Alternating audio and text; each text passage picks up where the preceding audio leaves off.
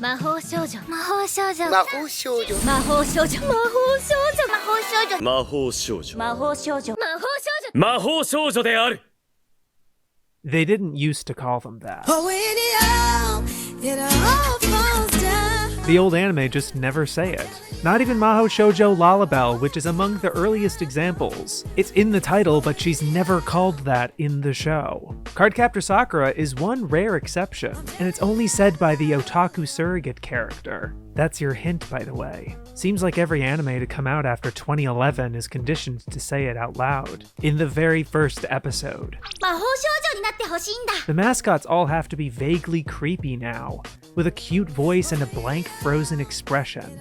It has to either be some kind of death game, or the central character is on the villain's side instead. I don't want to boil those down to a dark twist, because not all these titles are that serious about it, but most of them are noticeably trying to be subversive in some way.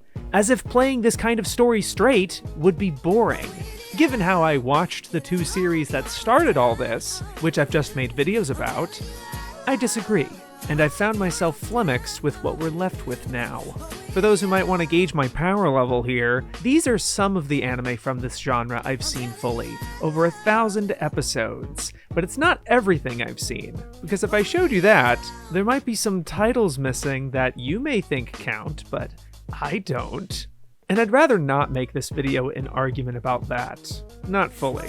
Instead, I want to focus on these titles, which, to be upfront with you, I've only seen at least one episode or chapter, but have not completed any of them yet. The reason being, I already watched 400 episodes without subtitles for these other videos. But I kept finding things to rant about the genre today in contrast with them. I was worried that what I'm about to say would suck up all the oxygen away from what I actually wanted to talk about. So that's why I've split the videos up. In my videos on Sally and Akko, I detailed what their powers are. Sally is a conjurer and manipulator, while Akko has a device that can turn her into anything she wants. Neither of these magic systems are complicated, but they're packed with imagination. They are broad, yet they're easy to understand. They don't have power levels. What, 5,000? These days there's more thought and imagination put into the context of where their powers came from, the scenario or some kind of disturbing origin, but oftentimes I ask myself, okay, they have magic powers, but what exactly can these girls do? It's not just a costume, right? Sometimes it's like Sailor Moon, and the answer is almost nothing, save for a few specific attacks and perhaps some extra invulnerability. For others, it's, knife, gun, iPad. Like, I get the whole magical item thing has a long tradition that I watched the origin point of, but it's really funny how you can boil some of these down to just a weapon or a special ability like they're a JoJo character. And if you give them a weapon, of course they already know how to use it. The skill of using that weapon comes free with the outfit. I know this is not unusual for anime. How do they suddenly know how to pilot the robot? The difference is that these girls' inexperience with magic was a core appeal of the genre. They sometimes didn't know how to use it, or made poor decisions with it.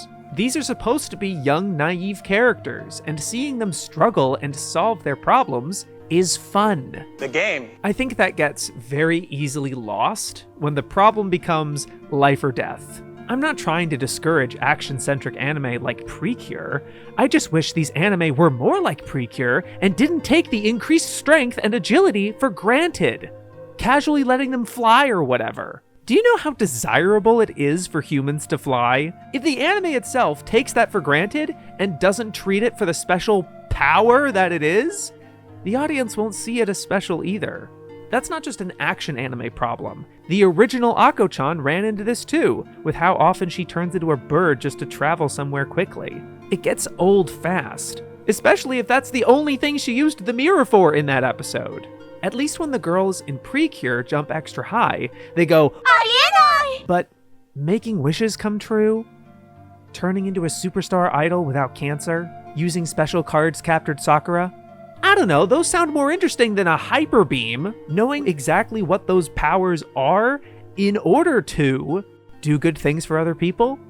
Embody an idealized version of yourself? Maybe save the world too? That's the real magic. That's why they're admirable. The how should matter just as much as the why. The characters must be older to target the 18 to 34 audience that watches anime the most, especially the ones outside Japan who only know Sailor Moon or Madoka, to the point where these aren't exactly girls as much as they are women. There's a weird metatextual need for the characters to immediately recognize and even desire this perceived cliché, but only when they were much younger and naive. It's cute how they want to be one even when they're older. And even then, some of these shows can't bring themselves to give the girls what they want, and just makes them the villains instead. 魔法少女って今はもう女性の職業の一つでしょ。それこそもっと昔は言葉通り魔法使いの少女だけがその役割を果たしていたけれど、仕事の危険性も増してるし、放っておけば良くない評判もすぐ立っちゃう。 Okay, first off, rude. Second, have you even watched any of these anime? These girls are messing up all the time. That's Ojimanja Doremi's whole brand, stupid. And boy is she. God, we love her.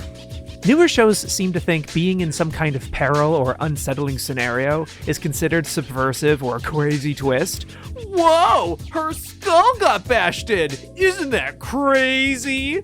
When that supposed darkness or maturity is something these shows have been already doing this whole time, just rated PG at most, or trapped in the realm of manga nobody reads, and video games nobody plays, and porn. Cupid was not even the first mascot to secretly be evil the whole time. And I won't spoil which one I'm talking about. Here's the malcode if you'd like to know.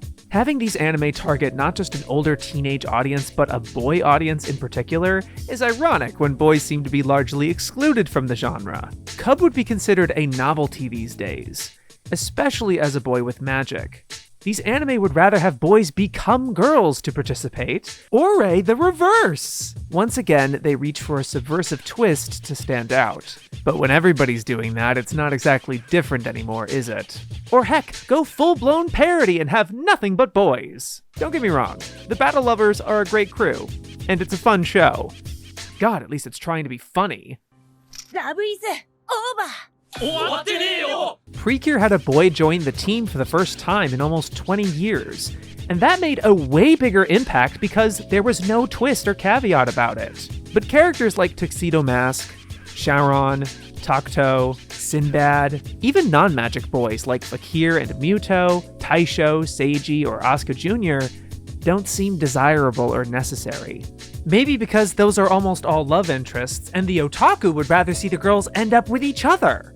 And I don't knock that either. It just comes across as further pandering. I and many others consider it a genre, but these days it's treated more like a content indicator. A tag on Danbaru. Give her a colorful dress, a talking stuffed animal, and a stick, and you already know what she is without having to learn a damn thing about her. You have anime that feature them, but they don't feel the same, or just aren't that kind of anime at all. The boundless creativity of this genre can often be trivialized because it's burdened by tropes, hence the temptation to subvert those tropes. You see a cliché animal mascot and roll your eyes, oh, you already know where this is going, instead of appreciating what the animal mascot is meant to contribute. They're a companion for when the girl has nobody on her side. They're a guide through a challenging and confusing episode. They're a through line for the girls from beginning to end. Or they're just there. Sure. But you can't fault an entire trope because it's been done poorly a few times. All an outsider thinks of is the cliché of a transformation sequence, thereby taking the fun and performance and meaning of that scene for granted. Fans who have only given Sally the Witch or Akko-chan a glance in a YouTube compilation might pog at Sally changing her clothes or Akko using her mirror as the first transformation scene, but it completely misses the history of those sequences. The reason this became such a staple in Sailor Moon was because they were very elaborate and repeated almost every episode, which stemmed not from Sally or Akko, but from Minky Momo and Super Robot anime. Director Junichi Sato explicitly took the way each piece was attached or changed on the robot to inform the way Sailor Moon's outfit gradually appeared. This was to save on the number of drawings per episode, which was a limitation of the production. They call them bank shots, and scenes like their catchphrases and attacks could be recycled too. It's one of the oldest tricks in the book. Sally and Akko are so old, almost anything was used as a bank shot. Characters walking or talking? Oh, we've already animated that, just use it again. Their remakes are when you start seeing more elaborate recycled shots. So even though Sally and Akko might occasionally or even regularly transform, it's not the same. And it's kind of weird for me to see how anime today feature these bank sequences even more lavish than before, only to not use them the same repetitive rhythmic way. Well, maybe not that weird. They don't have as much time as they used to. You don't expect this seasonal anime crowd to watch this show without an ongoing linear plot, do you? There's no time for fun. We only have 12 episodes, 24 if we're lucky. I think a core appeal to the transformation is how ritualistic it becomes over time. You gotta play it every episode. It might happen at about the same time. The song gets in your head and you start to anticipate each beat as it's carved into your memory. Showing it only a handful of irregular times feels more like a nostalgic indulgence, a symbol that they're merely homaging rather than fully embracing. These days their costume comes across less as an outfit and more as a uniform. There's more of a duty to the role. They literally made it a corporate job. The thematic intention here is to say power doesn't come without responsibility. But the way Spider-Man learned that lesson was by first using his power for personal gain. He was under no obligation to be a superhero. He chose to become that. There's no room for these girls to make that choice besides the spooky question of becoming one at all. I have to tell you, it does sound like I'm ragging on Madoka, when I'm actually ragging on everyone copying it. For me, the essence of this genre is that young girls are given power. Hardly ever by choice, mind you. Again, like Spider-Man. And the story is about how they use that power. Whether that's saving the world like superheroes, or just having fun, helping others, or simply helping themselves. Bestowing these girls with magic and seeing what they choose to do with it is what the genre should be all about. I think that's why the combat-centric anime don't do it as much for me, because they really only have one purpose. Why would Asagi ever transform into Sailor Moon besides defeating evil? And I always disliked when Luna had to keep reminding her to transform. セーラームーンに変身よ変身よ変身よぼんやりしてないで分かってるみんな変身よ変身よ変身するのよ変身よ分かってるわよ Spare me. If Usagi can't use her powers for pretty much anything else, at least let her choose to transform herself. みんな変身よ I'm not even trying to play the female empowerment card. I would want that for anybody. Autonomy is everything. Without it, they're puppets of their magic. That's why it all hinges on secrets. There's almost always a gap between the magical and the girl. It started with Sally and Akko. They both keep their magic a secret, detached from their everyday lives. They initially did this for pragmatic reasons. The mirror literally could not work if Akko was seen using it. And Sally saw how her powers scared the ones she wanted to become friends with. This secret has become so commonplace and ingrained in the genre, it almost becomes a secret to the viewer themselves. It's not even mentioned at all in the newer ones. Their identities seem to be hidden, but are they? Oh, cool. It's not a secret for Dandelion. See? Everyone wants her autograph. But she still keeps Shade a secret. This ironically becomes even more secret when there's more than one girl. A shared secret is less of a burden. There's no relevant characters left who don't know. But this doesn't feel the same as Superman or Batman or Spider-Man having a secret identity. This has always been a thing before these anime were conflated with superheroes. In the first episode of Lullabelle, she shows off her magic to the couple who basically adopt her. They freak out at first, but eventually come to accept it. It's not until the villain of the show tells Lullabelle she has to keep her powers a secret because they used to burn witches like her at the stake. That consequence hardly existed for the original Sally and Akko, but their remakes became more burdened by tropes. Sally had to erase her friends' memories of her because they found out she was a witch, basically starting over with them. and Akko would lose her own reflection if she was caught using the mirror's power. Usagi and her friends are in danger if their identities are found out. Doremi and her friends could turn into frogs if people find out. Princess Tutu turns into a speck of light if she confesses her love. Time and time again, these girls live in ever-present danger of being revealed.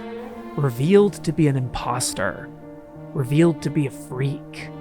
Revealed to be a liar.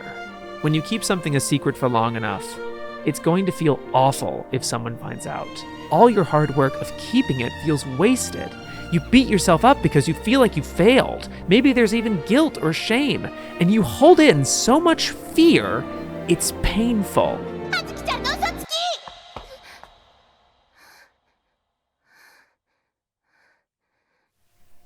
It's a cruel storytelling device. So maybe it's a good thing that these newer shows don't confront it, even when it's still there. But I don't think it should be overlooked or taken for granted, because it almost always turns out that the pressure and guilt and fear of that secret is the most important challenge to overcome, that we all have to face and triumph over. To find the confidence and fight for what you want, to express how you truly feel about someone, to become the best version of yourself with and without magic. That's how you know what these anime are. That's what makes it a genre. The transformations and magic aren't the first things that come to mind when I remember watching and enjoying these anime. I don't think of the fights in Sailor Moon, I think of the scenes of the girls in the cafe talking together, or in Ami's room studying together, or at the beach laughing together. I watch these anime mainly because they're funny, colorful and expressive, charming, sweet, and cute. They have simple but important messages about life and growing up. Sally and Akko adopted the framework of everyday life, and I think that's a far more vital component than whether the girl has a fluffy mascot and a pretty dress and a magic stick. All that stuff is great, don't get me wrong, because they take place in an otherwise mundane, real-world environment. It's the anchor that keeps this boat drifting off into being something like a high fantasy adventure or intense action thriller. Princess Tutu takes place in a storybook, but you still watch her go to ballet class every day. I know there's been some disagreement about Little Witch Academia, but I think watching Akko stumble her way through magic school has the same appeal as watching Akko stumble her way through school. I suspect this is the actual reason this genre is on the decline, because there's so much anime now that fill all the same criteria without any of the iconography. I just described cute girls doing cute things anime, idol anime, even some magical girlfriend anime. I get more of what I enjoy of this genre from Kawaii Slime than I do Magical Girl Inc. or Sauceless Gushing, but you may enjoy those shows for being like other anime you enjoy. I think it's cool we have a Pat Labor equivalent for this genre. Gushing had the comedy, the infectious joy, and even the willingness to get the characters messed up that my favorites did. Albeit through a bunch of fetishes, so I get why fans avoid that one. What I saw of Twin Angel Break was pretty up my alley and seemed to target the proper age bracket, but I guess because it doesn't subvert anything, nobody liked it. And I've heard incredible things about idol anime like Prepara and Aikatsu. That's where the party seems to be at nowadays. And heck, I still have a backlog of titles I want to watch. There's literally over 1,000 episodes of Precure. This is by no means a complaint about a lack of a certain kind of show. In the 60s and 70s, anime with a female lead were few and far between. 41 out of 286 by my count. And the likes of Sally and Akko counted for over a quarter of those. Needless to say, we have options now. So the genre is compulsed into finding a way to stand out. Subvert what doesn't need subversion. Lean even harder into the tropes everyone knows them for. So they become more about the style than the substance. A content indicator instead of a genre. That's why they have to insist, episode 1, that they're magical girls. They didn't used to call them that, because they didn't have to.